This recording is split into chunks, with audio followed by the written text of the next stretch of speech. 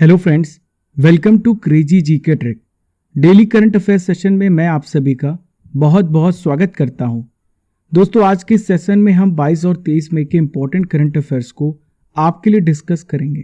दोस्तों, 22 मई को संडे था और संडे को हमने 1 से लेकर 21 मई के इंपॉर्टेंट करंट अफेयर्स को आपके लिए कवर किया था। तो दोस्तों, आज के सेशन में हम मंडे को जब भी लेक्चर लेते हैं तो मंडे को हम मंडे और संडे दोनों दिन के न्यूज़ को कवर करते हैं। पीडीएफ को यदि आप प्राप्त करना चाहते हैं तो आप हमारी नीचे दी गई टेलीग्राम लिंक और रूट एप्लीकेशन से पीडीएफ को डाउनलोड कर सकते हैं। आज का सबसे पहला इंपॉर्टेंट करंट अफेयर्स आपके सामने रहा। हाल ही में ऑस्ट्रेलिया के नए प्रधानमंत्री कौन होंगे? Who will be the new prime minister of Australia? तो दोस्तों, इनका नाम है एंथनी अल्बनीज। क्या नाम है इनका? Anthony Albanese. ये किनका स्थान लेंगे? ये स्कॉट मॉरिसन का स्थान लेंगे। दोस्तों, एंथनी ने स्कॉट मॉरिसन को चुनाव में हरा दिया है। यदि आपसे पूछा जाए कि जो नए प्रधानमंत्री बने हैं ये किस पार्टी के नेता हैं, तो लेबर पार्टी के नेता आप याद रखिएगा। दोस्तों, ऑस्ट्रेलिया में जो निचला सदन है यानी लोअर हाउस है, उसमें टोटल कितनी सीटें हैं? 151। और यदि आपको उसका प्रधानमंत्री बनना है तो आपको 76 सीट की ज़रूरत होगी। तो 76 सीटों की ज़रूरत है आपको सरकार बनाने के लिए। यदि आपसे पूछा जाए फ्रेंड्स कि ऑस्ट्रेलिया में जो सरकार का कार्यकाल होता है वो कितना होता है, तो ऑस्ट्रेलिया में कार्यकाल 3 साल का होता है। यानी फ्रेंड्स, इसका ये मतलब हुआ कि हर 3 साल में चुनाव होते हैं, जबकि भारत में जो कार्यकाल होता है सरकार का वो 5 साल का होता है। यानी 5 साल में चुनाव होते हैं। दोस्तों, मॉरिसन की बात करें तो 2019 में ये चुनाव में पूर्ण बहुमत नहीं प्राप्त कर पाए थे। इन्होंने छोटी छोटी पार्टियों के साथ मिलकर के सरकार बनाई थी। दोस्तों, एक इम्पॉर्टेंट बात मैं आपको बताना चाहूँगा। हाल ही में क्वाड समिट होने वाली है और ऑस्ट्रेलिया के जो इलेक्टेड प्रधानमंत्री हैं एंथनी अल्बनीज, ये टोक्यो जाएंगे जहाँ पर क्वाड समिट होगी। वे भारत के प्रधानमंत्री नरेंद्र मोदी के साथ बायलैटरल टॉक्स यानी द्विपक्षीय जो वार्ता है ये करेंगे। दोस्तों, यहाँ पे क्वाड समिट की बात आ रही है। देखिए फ्रेंड्स, यहाँ पे हमने क्वाड समिट की बात की है, तो आपसे पूछा जा सकता है कि क्वाड में कितने देशों का समूह है? तो क्वाड में 4 देश है। तो पहला देश कौन सा है? जापान है, दूसरा ऑस्ट्रेलिया है, तीसरा अमेरिका है, चौथा इंडिया है। दोस्तों, यहाँ पे हमने ऑस्ट्रेलिया की बात की है, तो आइए ऑस्ट्रेलिया से रिलेटेड इंपॉर्टेंट पॉइंट्स को समझ लेते हैं। सबसे पहले ऑस्ट्रेलिया की लोकेशन को देखिए, ये है ऑस्ट्रेलिया। सबसे पहला क्वेश्चन आपसे पूछा जा सकता है कि कौन सी रेखा ऑस्ट्रेलिया के बीचों बीच से गुजरती है? तो इस रेखा का नाम है मकर रेखा। आप इसे इंग्लिश में कहेंगे ट्रॉपिक ऑफ कैप्रिकॉर्न। क्या बोलेंगे आप? Tropic of Capricorn. अब देखिए फ्रेंड्स, ऑस्ट्रेलिया के क्लाइमेट को समझते हैं, यहाँ की जलवायु कैसी है। तो ऑस्ट्रेलिया का जो उत्तरी भाग है यानी जो नॉर्थ रीजन है, यह है उष्ण कटिबंधीय प्रकार की जलवायु। यानी यहाँ पे ट्रॉपिकल रीजन है। कैसा रीजन है ये? ट्रॉपिकल रीजन है। यानी इसका ये मतलब है यहाँ पे गर्मी बहुत ज़्यादा पड़ती है। अब देखिए, ऑस्ट्रेलिया के दक्षिण भाग को देखें तो जो ऑस्ट्रेलिया का जो सदर्न हिस्सा है यहाँ पर, तो ऑस्ट्रेलिया का जो साउथ पोर्शन है यहाँ पे समशीतोष्ण प्रकार की जलवायु है। यानी कि इसका ये मतलब है कि यहाँ पे टेम्परेट क्लाइमेट है। कैसा क्लाइमेट है? टेम्परेट क्लाइमेट है। टेम्परेट क्लाइमेट का मतलब क्या होता है फ्रेंड्स? ना ज़्यादा ठंडी ना ज़्यादा गर्मी। ऑस्ट्रेलिया का जो 2/3 पार्ट है ये पठार से ढका हुआ है, यानी ये प्लाट्यू से ढका हुआ है। किससे ढका हुआ है? ये पठार से ढका हुआ है। इसे हम वेस्टर्न पठार के नाम से भी जानते हैं। यहाँ पे बहुत ही कम वर्षा होती है, जिसके कारण यहाँ पे डेजर्टेड एरिया है, यानी ये रेगिस्तान से बना हुआ है। ऑस्ट्रेलिया का जो पूर्वी तट है यानी जो ईस्टर्न कोस्ट है, यहाँ पे भारी मात्रा में मूंगा चट्टान पाई जाती है। यानी यहाँ पे क्या पाया जाता है? कोरल रीफ पाया जाता है। इसे हम ग्रेट बैरियर रीफ भी कहते हैं। ये लगभग 1900 किलोमीटर में फैला हुआ है। इस इलाके में जहाज़ों का आना पूर्णतः वर्जित है। देखिए friends, second important current affairs आपके सामने रहा।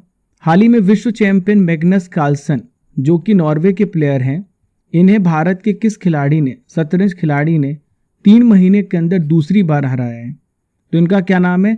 आर प्रज्ञान आनंद। क्या नाम है फ्रेंड्स? आर प्रज्ञान आनंद। दोस्तों, शतरंज के खिलाड़ी हैं आर प्रज्ञान आनंद, जो कि 16 वर्ष के हैं।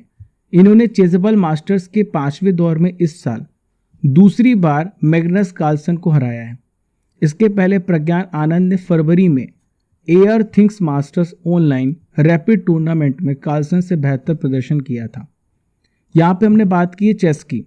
तो चेस से रिलेटेड जो अंतर्राष्ट्रीय संस्था है जो चेस को रेगुलेट करती है, इसका नाम है फीडे। तो चेस की अंतर्राष्ट्रीय संस्था क्या है? फीडे। इसकी स्थापना कब हुई है? 20 जुलाई 1924 को, जिसका मुख्यालय कहाँ पर है? फ्रांस की कैपिटल पेरिस में। नेक्स्ट है फ्रेंड्स मुख्यालय। तो मुख्यालय कहाँ पर है? लुसाने, स्विट्जरलैंड में। चलिए फ्रेंड्स हम जान लेते हैं कि प्रेजेंट में इसके प्रेसिडेंट कौन है। तो इनका नाम है आर्कडी डवोकोरविच। दोस्तों भारत में कौन सी संस्थान है जो भारत में चेस को रेगुलेट करती है? तो इसका नाम है ऑल इंडिया चेस फेडरेशन, जिसकी स्थापना 1951 में हुई। प्रेजेंट में इसके प्रेसिडेंट आपसे पूछा जा सकता है, तो इनका नाम है संजय कपूर। क्या नाम है? संजय कपूर। बिग अनाउंसमेंट है, आप सभी के लिए crazy GK trick live classes भी ला रहा है। और ये लाइव क्लासेस कहाँ पे चलेंगी? रूट पर चलेंगी। आपको रूट एप्लीकेशन को डाउनलोड करना है, जिसका लिंक आपको नीचे डिस्क्रिप्शन बॉक्स में दिया गया है। दोस्तों root application Crazy GK Trick के द्वारा ही पावर्ड किया गया है। डाउनलोड कीजिए रूट एप्लीकेशन को। यहाँ पर आपको रेस हैंड भी मिलेगा, जहाँ पर आप अपने लाइव सेशन के दौरान कोई भी डाउट आता है आप क्वेश्चन पूछ सकते हैं। Previous year question with tricks 5 दिन क्लासेस चलेंगी एक हफ्ते में, और बाइलिंगुअल लैंग्वेज में हिंदी और इंग्लिश दोनों मीडियम में आपको क्लासेस मिलेंगी। दोस्तों रूट एप्लीकेशन को आप डाउनलोड करें, जिसका लिंक आपको नीचे डिस्क्रिप्शन बॉक्स में दिया गया है। यहाँ पर आपको हर विषय का फ्री टेस्ट भी मिलेगा, तो आप इन फ्री टेस्ट को भी ज्वाइन कर सकते हैं हर सब्जेक्ट का, स्पेशली करंट अफेयर्स का जो आप पढ़ रहे हैं। देखिए friends, third important current affairs आपके सामने रहा। हाल ही में अंतर्राष्ट्रीय जैव विविधता दिवस कब मनाया गया? When is international day of biodiversity observe? तो हर साल 22 मई को मनाया जाता है जैव विविधता दिवस। इसके पीछे क्या रीज़न है दोस्तों? जो हमारे आसपास की जो स्पीसीज़ हैं उनके कंजर्वेशन के लिए दिवस मनाया जाता है। थीम याद रखिएगा, building a shared future for all lifes. इसकी शुरुआत किसने की? संयुक्त राष्ट्र महासभा ने। कब की? 1993 में। एक इम्पॉर्टेंट क्वेश्चन आपसे पूछा जा सकता है, 2011 से 2020 का जो 10 वर्ष था, इसे यूएनजीए के द्वारा जैव विविधता दशक घोषित किया गया। याद रहेगा आपको, इम्पॉर्टेंट है। और भी इम्पॉर्टेंट पॉइंट को समझते हैं। आपसे 2020 की थीम पूछी जा सकती है, 2021 की भी। तो देखिए 2021 की जो थीम है वो थीम है we are part of the solution. 2020 की थीम क्या है? Our solutions are in nature. देखिए फ्रेंड्स, हमने यहाँ पे बायोडाइवर्सिटी वर्ड का इस्तेमाल किया है, तो आइए समझते हैं कि what is the meaning of biodiversity. तो पृथ्वी पर जो जीवन की विशाल विविधता है, यानी डिफरेंट टाइप के जो स्पीसीज पाए जाते हैं, उन्हें हम जैविक विविधता कहते हैं। इसका उपयोग विशेष रूप से अगर कहा जाए तो किसी सर्टेन रीजन में या किसी पारिस्थितिकी तंत्र में, यानी इकोलॉजिकल सिस्टम में जितने प्रकार की स्पीसीज प्रजातियां पाई जाती हैं, उसे हम बायोडाइवर्सिटी कहते हैं। जैव विविधता में क्या क्या पाया जाता है? तो इसमें प्लांट भी होता है, इसमें बैक्टीरिया, सूक्ष्म जीव भी होता है, जो माइक्रो ऑर्गेनिज्म होते हैं, जो हमारी नंगी आंखों से नहीं देखे जा सकते। इसमें एनिमल्स भी होते हैं और मनुष्य भी होते हैं। ये सारे कंपोनेंट होते हैं, हर जीवित चीज को हम शामिल करते हैं जैव विविधता में। एक बहुत ही महत्वपूर्ण प्रश्न पूछा जाता है फ्रेंड्स, अगर आपसे पूछा जाए कि भारत में जैव विविधता के प्रमुख हॉटस्पॉट कौन से हैं, तो ध्यान दीजिएगा, सबसे बड़ा और सबसे इंपॉर्टेंट है हिमालय क्षेत्र। यहाँ पर आपको डिफरेंट टाइप के स्पीसीज पाए जाएंगे। चलिए देखिए, सेकंड है इंडो बर्मा क्षेत्र। ये आप देखिए इंडो बर्मा क्षेत्र। तीसरा हॉटस्पॉट है पश्चिमी घाट यानी वेस्टर्न घाट। चौथा है सुंडालैंड क्षेत्र। तो ये 4 जो क्षेत्र हैं भारत में, ये जैव विविधता के प्रमुख हॉटस्पॉट हैं। याद रखिएगा, वेरी वेरी इंपॉर्टेंट पॉइंट है, ठीक है दोस्तों। एक ज़रूरी सूचना मैं आपको देना चाहता हूँ कि भारत में जैव विविधता के संरक्षण के लिए जैव विविधता अधिनियम 2002 में पारित किया गया। कब? 2002 में। इसका उद्देश्य क्या था? भारत की जो डाइवर्सिटी है, भारत की जो बायोलॉजिकल डाइवर्सिटी है, उसका कंजर्वेशन करना। चलिए फ्रेंड, चलते हैं 4th इंपॉर्टेंट करंट अफेयर्स की ओर। हाल ही में नेट जियो ने किस पर्वत पर दुनिया का सबसे ऊंचा मौसम स्टेशन स्थापित किया है? तो कहाँ पे किया है? माउंट एवरेस्ट पर, जो दुनिया की सबसे ऊंची चोटी पर है। दोस्तों माउंट एवरेस्ट दुनिया की सबसे ऊंची चोटी है। ये कहाँ पर है? हिमालय क्षेत्र में, हिमालय रीजन में, हिमालय पर्वत श्रेणी में है। देखिए इसके पीछे उद्देश्य क्या है। जो भी मौसम संबंधी घटनाएं हो रही हैं, जो भी वेदर चेंज हो रहा है, उसकी मेजरमेंट करने के लिए माउंट एवरेस्ट पर 8,830 मीटर पर दुनिया का सबसे ऊंचा मौसम स्टेशन स्थापित किया गया है। अब यहाँ पे बात आ रही है नेशनल ज्योग्राफिक सोसाइटी की। तो ये कैसी संगठन है, कैसा ऑर्गेनाइजेशन है? यह एक गैर लाभकारी वैज्ञानिक और एजुकेशनल ऑर्गेनाइजेशन है। इसका हेडक्वार्टर कहाँ पर है? वॉशिंगटन डीसी में है। वॉशिंगटन डीसी कहाँ पर है? यूएसए में है। अब देखिए फ्रेंड्स, हमने यहाँ पे चर्चा की है माउंट एवरेस्ट के बारे में, जो दुनिया की सबसे ऊंची चोटी है और ये एशिया कॉन्टिनेंट में आती है। मुझे लगा मैं आपको हर एक महाद्वीप की सबसे ऊंची चोटी के बारे में बता दूं, जो आने वाले एग्जाम्स के लिए बहुत जरूरी है। तो let us discuss tallest mountains on all continents. Asia महाद्वीप तो आप जान गए होंगे। माउंट एवरेस्ट है 8,850 मीटर का। कहाँ पर है? नेपाल में, भारत में नहीं है, नेपाल में। भारत का सबसे ऊंची जो चोटी वो K2 है। नेक्स्ट है फ्रेंड्स, बात करेंगे हम यूरोप कॉन्टिनेंट में। तो यूरोप कॉन्टिनेंट की सबसे ऊंची चोटी माउंट एल्ब्रुस, इसे हम माउंट ब्लैंक भी कहते हैं, जो 4,810 मीटर की है। और देखिए ये कहाँ पर है? रूस पे है। नेक्स्ट है फ्रेंड्स अफ्रीका कॉन्टिनेंट में। तो अफ्रीका कॉन्टिनेंट में है माउंट किलिमंजारो, 5,895 मीटर, ये तंजानिया में है। देखिए फ्रेंड्स, नेक्स्ट बात करेंगे हम नॉर्थ अमेरिका यानी उत्तरी अमेरिका की। तो इसकी सबसे ऊंची चोटी है माउंट मैकिनले, या फिर आप इसे डेनेली भी कहते हैं, 6,168 मीटर। अमेरिका में कहाँ पर है? अलास्का में। नेक्स्ट है फ्रेंड्स साउथ अमेरिका, दक्षिण अमेरिका महाद्वीप में माउंट एकांगुआ, 6,960 मीटर, ये अर्जेंटीना में है। नेक्स्ट है फ्रेंड्स ऑस्ट्रेलियन कॉन्टिनेंट। तो ऑस्ट्रेलिया कॉन्टिनेंट में सबसे ऊंची चोटी है माउंट कोसियास्को। दोस्तों इसकी जो सबसे ऊंची चोटी कहाँ पे पाई जाती है? न्यू साउथ वेल्स ऑस्ट्रेलिया में। दोस्तों 7 महाद्वीप हैं, हमने यहाँ पे 6 पे डिस्कस कर लिया है। 7वां है अंटार्कटिक महाद्वीप, अंटार्कटिका महाद्वीप। तो इसकी सबसे ऊंची चोटी है विंसन मैसिफ। इन सभी पॉइंट्स को याद रखिए दोस्तों, आने वाले एग्जाम्स के लिए जरूरी है।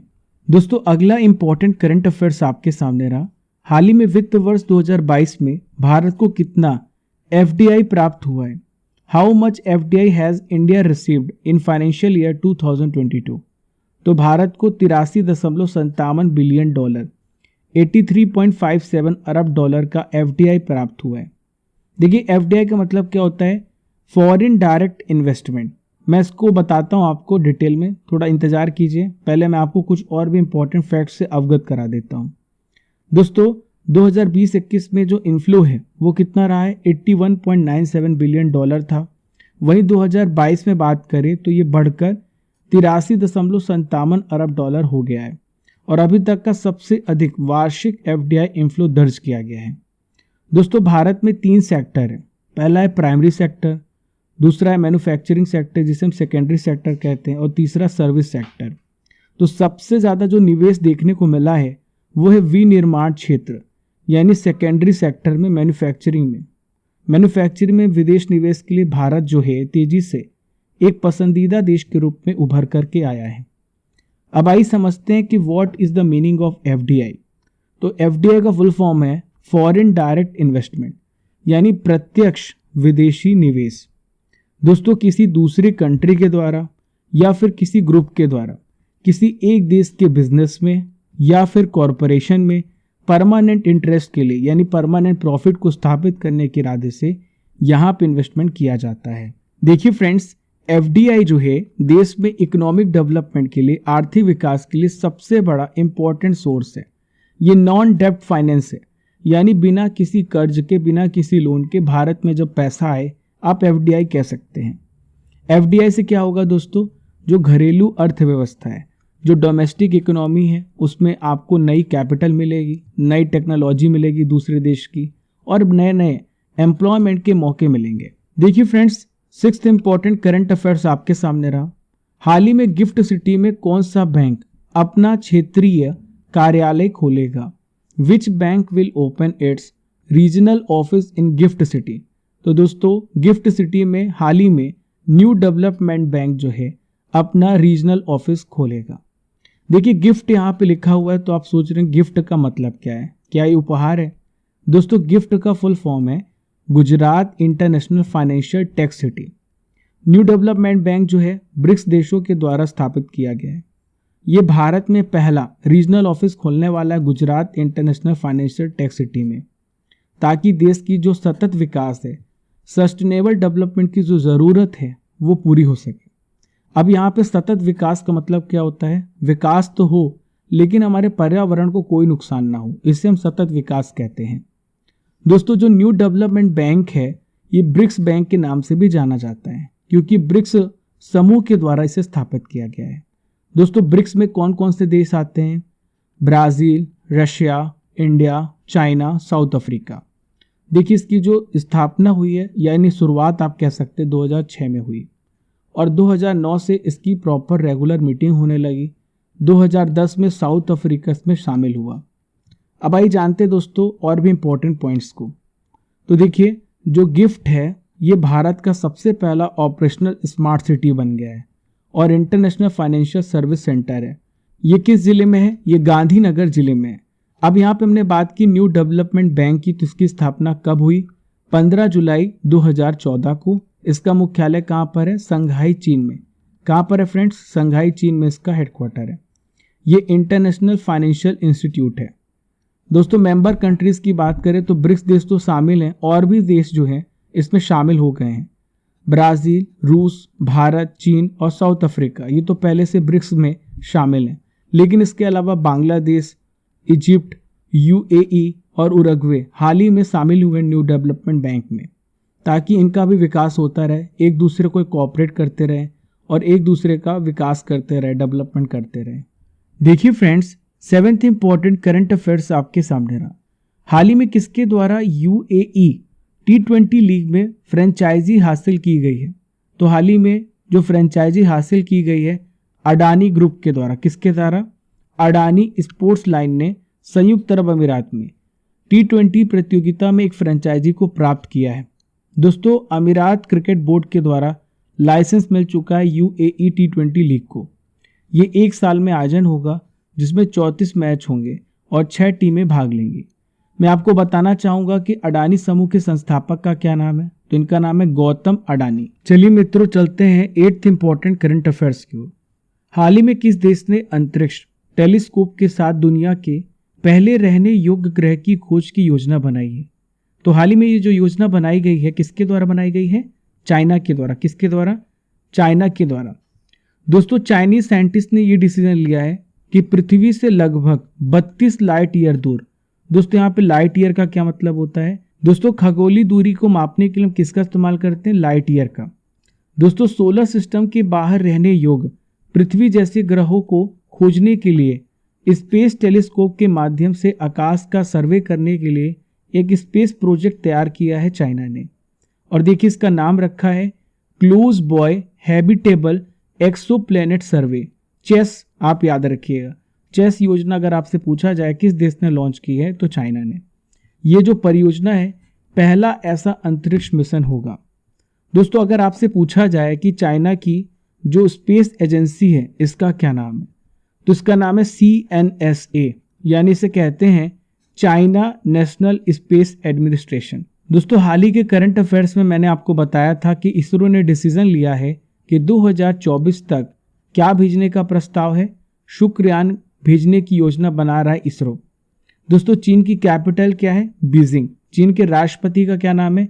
Xi Jinping.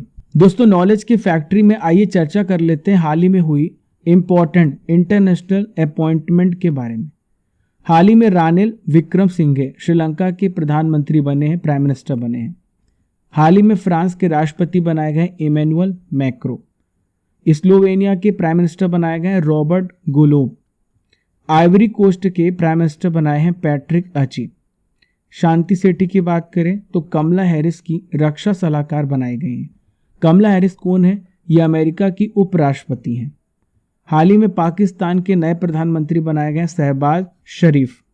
नेक्स्ट है फ्रेंड्स, हाल ही में future generally India life insurance, इसके MD और CEO बनाए गए ब्रूस डी ब्रोइस। गिलबर्ट होंगबो अंतर्राष्ट्रीय श्रम संगठन इंटरनेशनल लेबर ऑर्गेनाइजेशन के महानिदेशक बनाए गए हैं। सबसे इम्पोर्टेंट पॉइंट जो चर्चा में है वो है नाटो। तो नाटो के महासचिव, इनका कार्यकाल 1 साल के लिए बढ़ा दिया गया है। इनका नाम है जेंस स्टोल्टेनबर्ग। देखिए friends, 9th important current affairs आपके सामने रहा। हाल ही में किस राज्य ने अपना पहला सरकारी OTT प्लेटफॉर्म लॉन्च किया है? Which state has launched it's first government OTT platform? देखिए OTT का फुल फॉर्म क्या होता है? Over the top platform. दोस्तों, केरल सरकार ने हाल ही में फैसला लिया है कि 1 नवंबर को एक राज्य के ओनरशिप वाला over the top OTT platform वो लॉन्च करेगी। और दोस्तों, केरल ऐसा करने वाला भारत का पहला स्टेट बन जाएगा। केरल के सांस्कृतिक मामलों के मंत्री का क्या नाम है? साजी चेरियन। इन्होंने OTT प्लेटफॉर्म का नाम क्या रखा है? सी स्पेस। यहाँ पे केरल की बात आ रही है तो केरल की कैपिटल है थिरुवनंतपुरम। केरल के मुख्यमंत्री हैं पिनाराई विजयन। दोस्तों, आज का आखिरी इंपॉर्टेंट करंट अफेयर्स आपके सामने रहा। हाल ही में किसे इन्फोसिस का MD और CEO नियुक्त किया गया है? Who has been appointed as the MD and CEO of Infosys recently? इनका क्या नाम है? तो इनका नाम है सलील पारिक। दोस्तों, एक ट्रिक से भी आप इनका नाम याद रख सकते हैं। यहाँ पे लिखा इन्फोसिस। इन्फोसिस मतलब होता है इंफॉर्मेशन, इन्फो मतलब होता है इंफॉर्मेशन, जानकारी। और दोस्तों, जिसको इंफॉर्मेशन होती है उसे हर चीज़ की परख होती है। आप ऐसे कनेक्ट करेंगे तो आपको याद रहेगा इन्फोसिस के वर्तमान MD और CEO सलील पारेख हैं। दोस्तों, यहाँ पे बात करेंगे हम इन्फोसिस की। तो इन्फोसिस जो कंपनी है ये भारत की दूसरी सबसे बड़ी सॉफ्टवेयर फर्म है। तो सबसे पहली कौन सी है? ये है TCS, टाटा कंसल्टेंसी सर्विसेज। देखिए, जो इन्फोसिस है इसके जो CEO और MD बनाए गए हैं ये 1 जुलाई 2022 से 31 जुलाई 2027 तक कंपनी के CEO और MD के रूप में फिर से इनकी नियुक्ति हुई है। ये पहले भी MD थे और फिर से इनका कार्यकाल बढ़ा दिया गया है। 2018 में ये MD और CEO बनाए गए थे। इन्फोसिस क्या है दोस्तों? एक multinational information technology service company है। अगर आपसे इसका चेयरमैन पूछा जाए कि कौन है इन्फोसिस का, तो इनका नाम है नंदन नीलेकणी। दोस्तों, करंट अफेयर्स की जो रसमलाई है यानी 2021 के इंपॉर्टेंट करंट अफेयर्स की बारी है। अब आइए ध्यान से सुनिएगा। पहला प्रश्न है, प्रदीप कुमार रावत किस देश में भारत के नए राजदूत नियुक्त किए गए हैं? तो इसका सही उत्तर है चीन। इंडियन न्यूज़पेपर सोसाइटी के नए प्रेसिडेंट बने हैं तो इनका नाम है मोहित जैन। कौन दुनिया की सबसे लंबी बांसुरी जिसकी 16 फुट 6 इंच ये लंबाई है बनाने वाला शहर बना है? तो ये है पीलीभीत, जो कि कहाँ पर? यूपी में है। हाल ही में उत्तराखंड सरकार ने किसे अपने राज्य का नया ब्रांड एम्बेसडर बनाया है? यह है ऋषभ पंत। दोस्तों, अक्षय कुमार भी उत्तराखंड सरकार के ब्रांड एम्बेसडर हैं। कौन टेस्ट क्रिकेट में 100 बार नॉट आउट रहने वाले दुनिया के पहले क्रिकेटर बने? तो ये हैं जेम्स एंडरसन, जो कि इंग्लैंड के बॉलर हैं। चलिए फ्रेंड्स, मैं आपसे क्वेश्चन करूंगा जिसका आंसर आपको कमेंट बॉक्स पे देना है। तो प्रश्न ये रहा, ऑस्ट्रेलिया की कैपिटल क्या है? फिडे का जो हेडक्वार्टर ये कहाँ पर है? मैड्रिड ओपन 2022 किसने जीता है? न्यू डेवलपमेंट बैंक NDB की स्थापना कब की गई? और चाइना की स्पेस एजेंसी का क्या नाम है? इन 5 क्वेश्चंस के आंसर आपको ऑनेस्टली कमेंट बॉक्स पे देने हैं। अब आइए रिवीजन कर लेते हैं 21 मई के इंपॉर्टेंट करंट अफेयर्स का। तो पहला प्रश्न ये रहा, महिला विश्व मुक्केबाजी चैंपियनशिप में निकाह जरीन ने कौन सा मेडल जीता? तो इन्होंने गोल्ड मेडल हासिल किया है। ये कहाँ पर हुआ था? इस्तांबुल में। एक रिपोर्ट के अनुसार किस देश ने वायु प्रदूषण से संबंधित मौतों की अधिकतम संख्या दर्ज की है? तो दोस्तों, ये है भारत। भारतीय एयरटेल के MD और CEO हाल ही में कौन बने? तो इनका नाम है गोपाल विट्टल। 12वीं हॉकी इंडिया सीनियर महिला राष्ट्रीय चैंपियनशिप 2022 का चैंपियन कौन सा राज्य बना है? तो इसका नाम है Odisha. 5th important revision question ये रहा, इंडिगो का हाल ही में किसे CEO नियुक्त किया गया? तो इनका नाम है पीटर एल्बर्स। विश्व मधुमक्खी दिवस 2022 कब मनाया गया? हर साल 20 मई को मनाया जाता है। हाल ही में किस शैक्षणिक संस्थान में पहली बार 5G कॉल का सफल परीक्षण किया गया है? तो यह है IIT मद्रास। किस देश के द्वारा वीडियो कॉन्फ्रेंसिंग के माध्यम से ब्रिक्स, ये क्या है लिखा हुआ? ब्रिक्स विदेश मंत्रियों की बैठक की मेजबानी की गई है? तो दोस्तों, चीन में। कहां पर? चीन के द्वारा। देखिए 9th इंपॉर्टेंट रिवीजन क्वेश्चन ये रहा, हाई कोर्ट ने किस राज्य सरकार की घर घर राशन वितरण योजना को रद्द कर दिया है? दिल्ली सरकार की। किस राज्य में पूरा पाषाणिक शैलचित्र स्थल की खोज की गई? तो कहां पर की गई है? तेलंगाना में। तो देखिए फ्रेंड्स, ये था 21 मई के इंपॉर्टेंट करंट अफेयर्स का रिवीजन। हमने डेली करंट अफेयर्स में 22 और 23 मई के करंट अफेयर्स को भी कवर कर लिया है। दोस्तों हम आपका 1.5 घंटा बचाते हैं, 1 से 1.5 घंटा, मात्र 15 से 20 मिनट में 100 to 150 इन्फॉर्मेशन हम आपको दे देते हैं। डेली आप जुड़े रहिए ऐसे ही इंपॉर्टेंट इन्फॉर्मेशन के लिए, ताकि आप एग्जाम में सफल हो। फॉलो कीजिए क्रेजी जीके ट्रिक को डिफरेंट सोशल मीडिया प्लेटफॉर्म पर। Subscribe and press the bell icon button to never miss our updates. Keep liking, keep sharing your channel Crazy GK Trick. Thank you friends. जय हिंद, जय भारत।